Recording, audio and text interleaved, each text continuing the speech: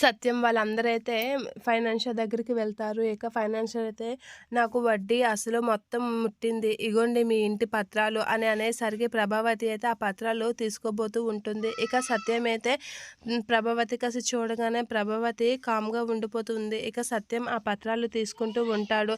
ఇక ఈ పత్రాల్ని సత్యం అయితే ఆ కాగితాలు తీసుకొని ఈ పత్రాల్ని ఎలా అయినా జాగ్రత్తగా దాయాలి అనైతే అంటూ ఉంటాడు. ఆ మాటలకి నేను జాగ్రత్తగా దాస్తానండి అని అంటే, నువ్వు కాదు నేను చెప్తాను ఎవరు జాగ్రత్తగా దాస్తారో అని చెప్పి ప్రభావతితో అంటూ ఉంటాడు. ఆ మాటలకి షాక్ అవుతూ ఉంటుంది ప్రభావతి.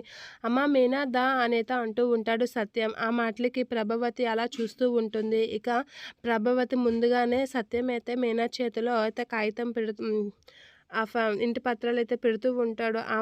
దానికి ప్రభావతి అయితే అలా చూస్తూ ఉంటుంది. ఇక రోహిణి కూడా ఫీల్ అవుతూ ఉంటుంది. ఇక మీనా చేతిలో ఇంటి పత్రాలు, బాధ్యతలు పెట్టడంతో ప్రభావతి రగిలిపోతూ ఉంటుంది. ఇక మీనా అయితే ఆ పత్రాలను తీసుకొని భద్రంగా దాస్తూ ఉంటుంది. ఇక రోహిణి అది చూసి కుమిలిపోతూ ఉంటుంది.